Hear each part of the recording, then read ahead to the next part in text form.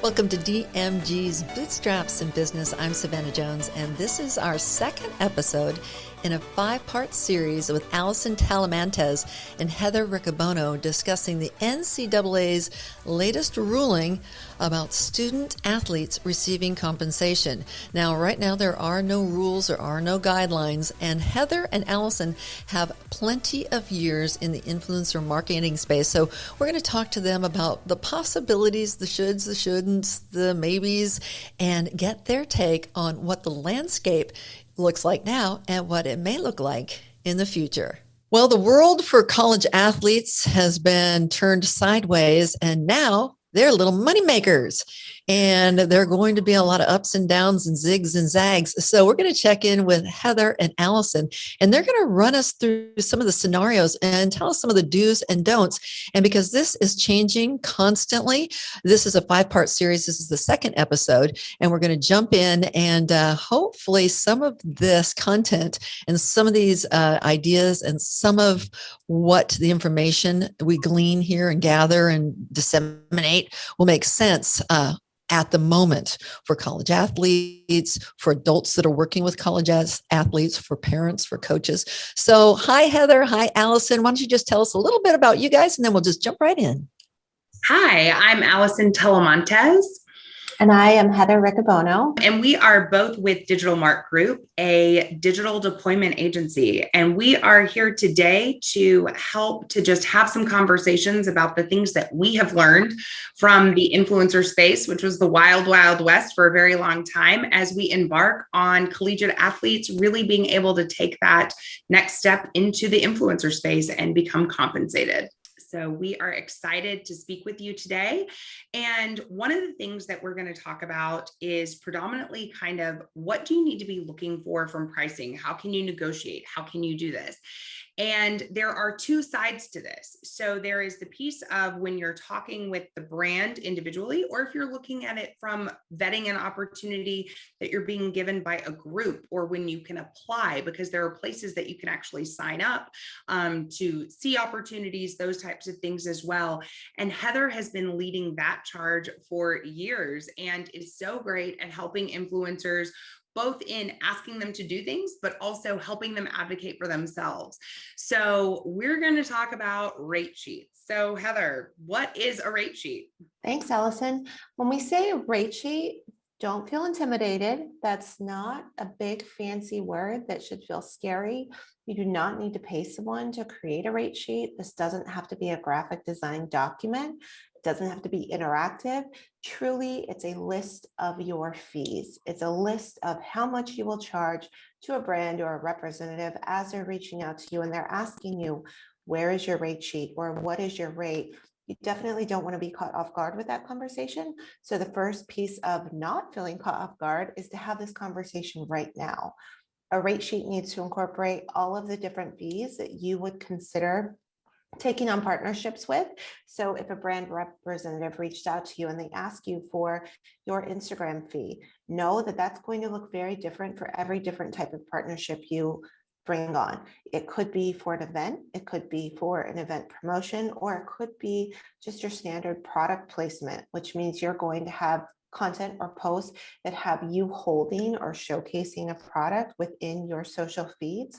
All of those different types of posts can have different fees, and for the different types of products, they can be different as well. So when you're thinking about your rate sheet, you're going to think about where are you most active. So you might be, as a student athlete, very active on TikTok. You might have these really fun videos where you're showing your dorm or your campus or your sport. It might be conditioning and training. It might be something completely different. You might be talking about your dog and your audience is excited about you because you have this really fun feed that's totally separate from you being an athlete. But your fans know what you do best, and they are your fans because they've been watching you as you've grown as an athlete. So when you think about your rate sheet, we're going to be talking about how much it would cost for you to be posting on each of these platforms. If you are only active on one platform, that's okay. But sometimes you might have a following on Instagram and Twitter and Facebook and TikTok, and maybe even on YouTube or Twitch. Maybe you have a blog. all of the prices for these different things will feel different. They will be different.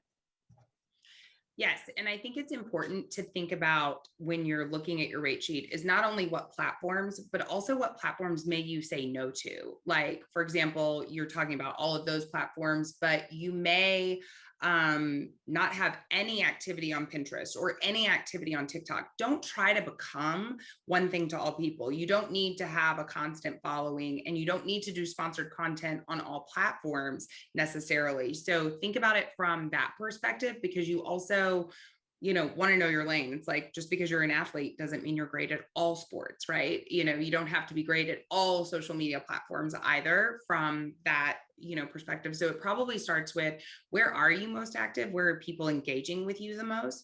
And then thinking about that as well for how you look at the pricing. One thing I will say, I always think about, people come all the time and they'll be like, well, so-and-so is charging $30,000 for a post.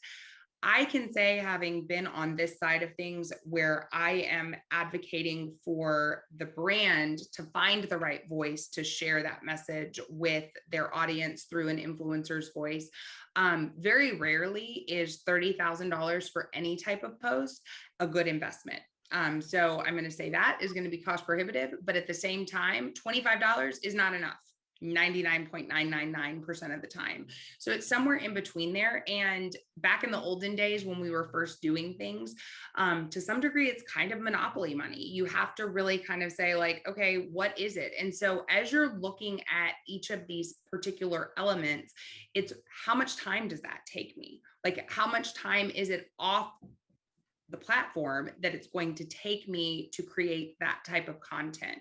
What is the quality of the content that I'm creating?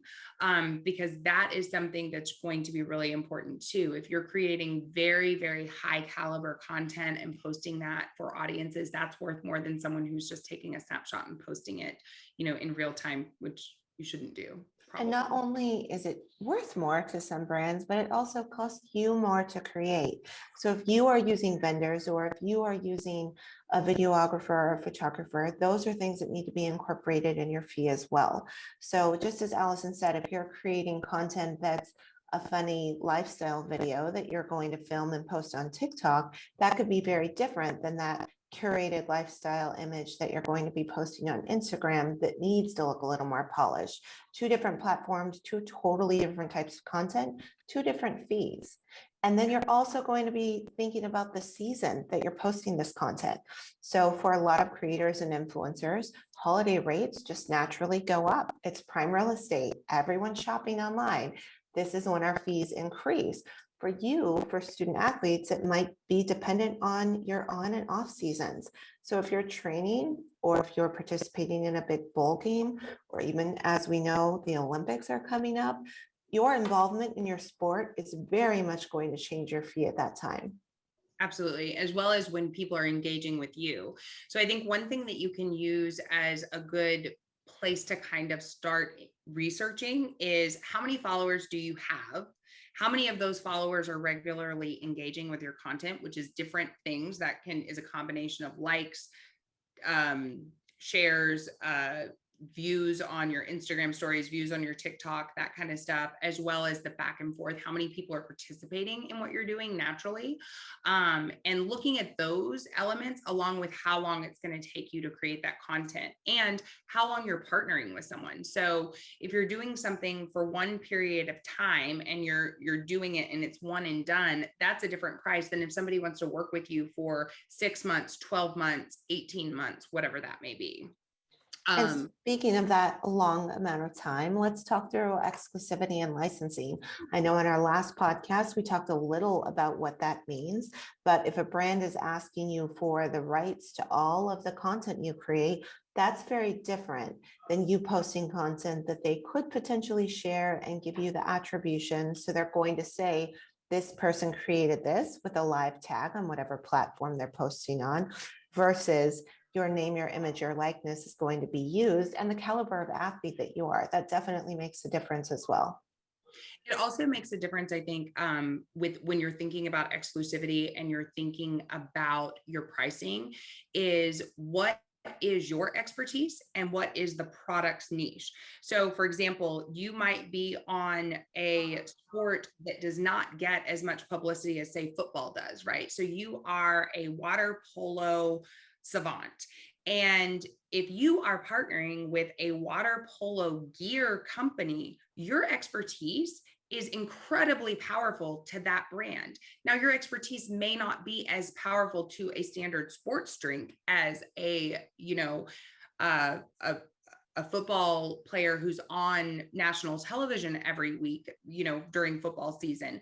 But that doesn't mean that in specific markets, what you're doing and what you're able to help that brand with is also going to dictate that price. Absolutely. And know that brands are going to come to you probably with the price in mind.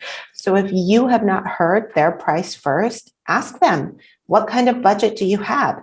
You might be thinking you are going to approach them with $1,000 and they tell you they have $15,000. That might change what you had in mind, or opposite of that.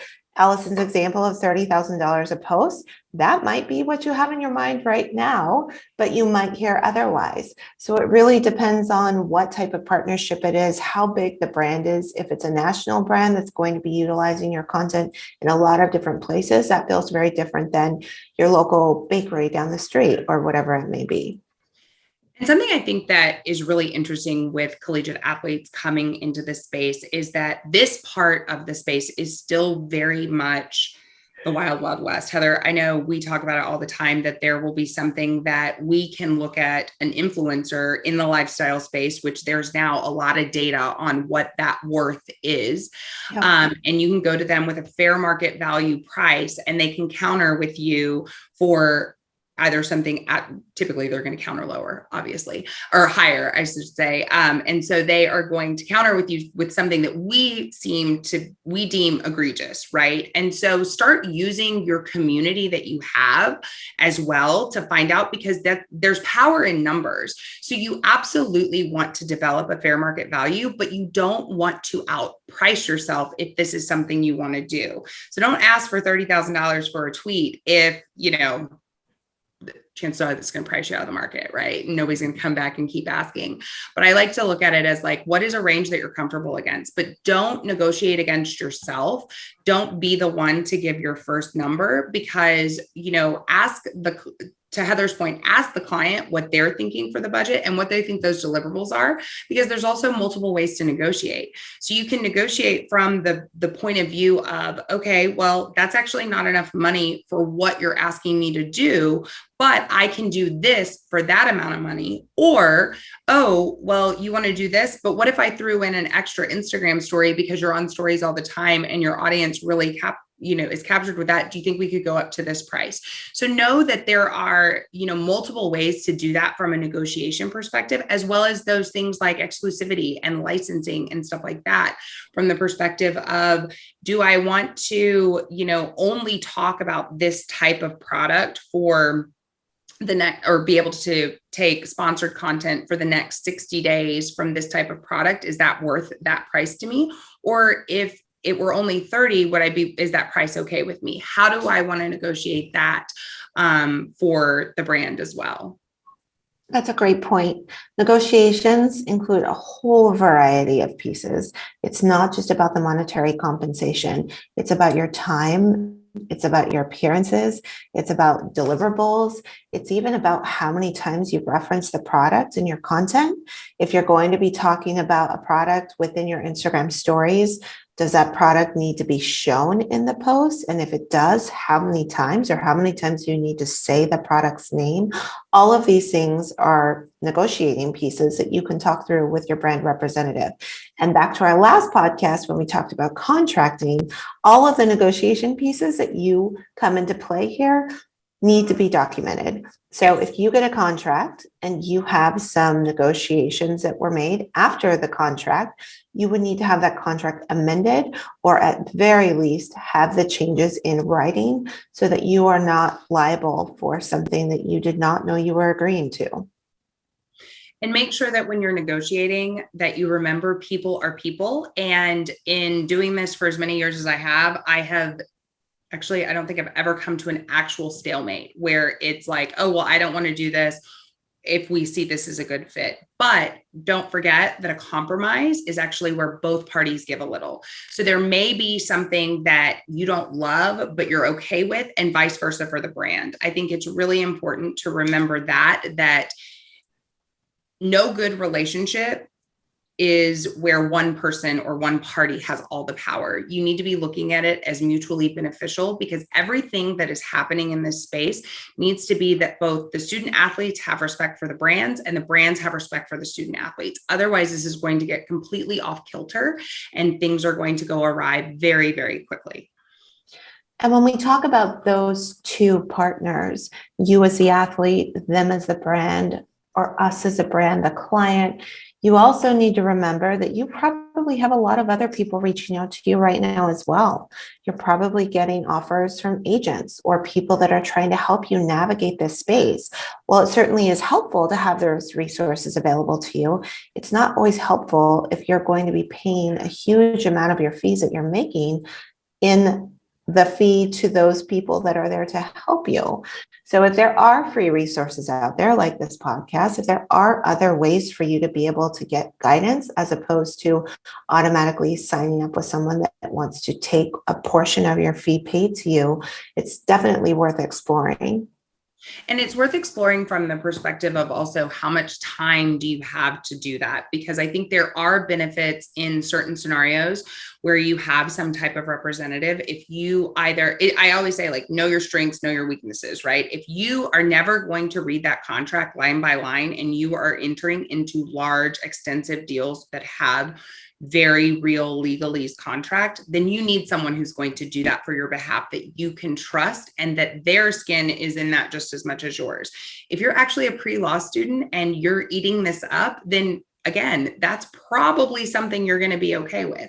I think it's also going to be thinking about what is the long tail game. Is this something you're doing right now while you're in college and then you're going to go and become a marketing professional, or you're going to go and I don't know, do whatever your heart desires? Or is your next step some type of professional athlete or even influencer lifestyle? Those are going to be dictating what you're looking at from that representation. But I think it's also understanding the scope of what's coming across and the amount of it that you're going to be doing. But we want to say that there are absolutely times and places where agents and representation is incredibly powerful and necessary. And there are also times where it really actually is going to take away from what you can make and you can prosper on. And so, again, I really do believe that you need to have people in your world that you can ask those questions of and have someone who has that expertise. Most people who have been in the world of social media or influencer marketing have been having these types of conversations and can give you some guardrails on that, as well as other sports agents, those types of things. Just don't necessarily always go to the person who's trying to court you. You want to go ask the person who, is like, hey, I just have this information and I'm happy to share it with you. Agree. And know, as excited as student athletes are to begin this new world of opportunities, we as brands and clients and agents and everyone out here that wants to participate in those partnerships as well are just as excited. Mm-hmm. And I think it's also important as you're looking at your rate sheets, as well as what you have the capacity to do, make sure that you understand what your requirements are or what your potential future requirements are if you are going to become a professional athlete. So one of the things that I have become aware of is that with the Supreme Court ruling, there are no stipulations currently on NCAA types of sponsorships that you can participate in.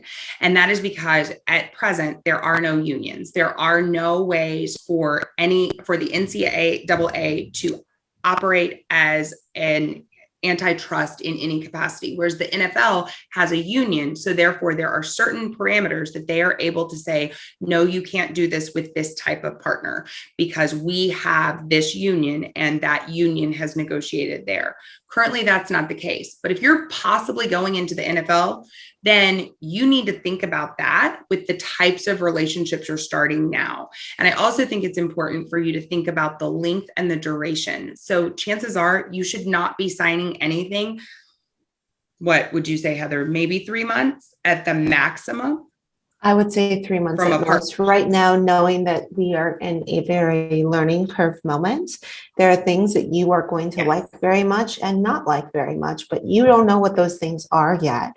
So if you feel like filming a video sounds fun, and then you start filming that video and it turns out to be quite a bit more work and not as much fun as you thought, or it's not worth the pay that you quoted, you definitely want to take a step back. But if you lock yourself into a commitment that's anywhere near something that you're uncomfortable with, that's one of those moments where you're not going to be able to take a step back and renegotiate or pause and change the deliverables. If you sign a contract, it could be that you have to fulfill that full contract before you even know what you're committing to. And that doesn't mean that you have to have that FOMO. Again, it goes back to really being in conversation and looking at it where it's mutually beneficial for both partners. So I think you want to say, okay, if the brand comes to you and says, I want to do something for a year, and you're like, wait a minute, somebody said I shouldn't do it for a year. Say, let's start at 3 months and then let's evaluate where we either extend this as is, or we look at the certain specifics around this and morph it to where it works for both of you. Because, you may also find out that your in-feed posts, when you do more than one of them, aren't as responsive as your stories. So you can beef up your story, that's beneficial for the brand as well. So how do you make that happen to protect yourself? But you also want to be looking for, do not sign in anything now that can impact whatever your long-term potential is, because whether you're going to become a star of the NFL or a rock star media person or a rock star doctor, what you do now, you don't know what's coming next. So you certainly don't want to make a decision today that's going to pigeonhole you for the future.